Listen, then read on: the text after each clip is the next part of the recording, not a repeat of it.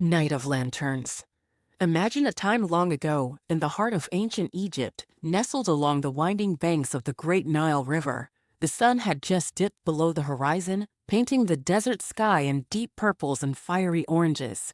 It was a time when the people believed the gods walked among them, guiding and protecting their daily lives. One goddess in particular held a special place in their hearts. Bastet, the fierce and gentle protector of home and hearth, often seen as a graceful cat. Now, cats weren't just pets back then, they were treasured helpers, guardians in their own right. You see, in the bustling towns and quiet villages, rats and mice were a constant problem, chewing through grain stores, stealing food, and making life difficult for the families who worked so hard to gather their harvest. But the cats? They were the unsung heroes, sneaking through alleys and rooftops, chasing away the pests with swift paws and sharp eyes. Our story begins on a cool evening during the reign of Pharaoh Amenhotep, around 3,300 years ago. The city was alive with whispers of a growing problem, a plague of rats that no one could stop. The grain stores were under siege, and families worried about their winter supplies running out. Without their crops, their food, their very survival felt at risk. One family, the Almonds, had a small but clever cat named Sesh. Sesh was no ordinary feline. She was believed to be touched by Bastet herself, with eyes that gleamed like the stars and a silent step that could sneak past even the sneakiest rat. Each night, Sesh would patrol the alleys, her soft paws barely making a sound on the dusty stones. But even Sesh couldn't handle the growing swarm alone. That's when the people of the neighborhood came together, inspired by their devotion to Bastet and their love for these feline guardians. They decided to light lanterns, small clay pots holding flickering flames, to guide the cats through the dark streets.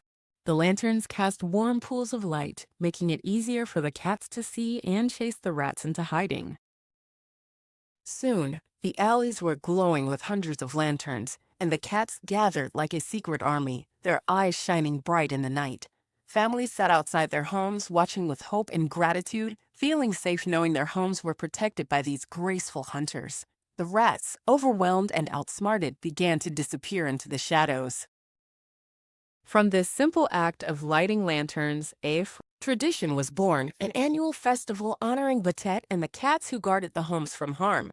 People gave thanks not just to the goddess, but to their furry helpers who worked quietly each night. It was a celebration of protection and gratitude, a reminder that sometimes help comes in small, unexpected forms. Think about it like when you have a tough problem at school or work, and a friend steps in quietly to help you without making a fuss.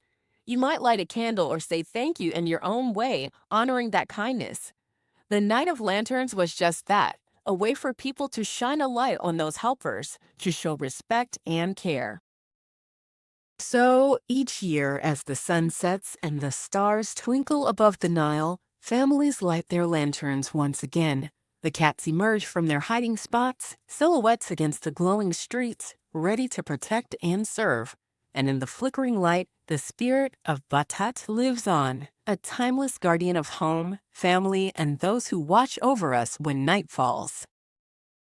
That's the story of the Night of Lanterns, a beautiful reminder that protection and gratitude go paw in paw, and sometimes the smallest guardians make the biggest difference.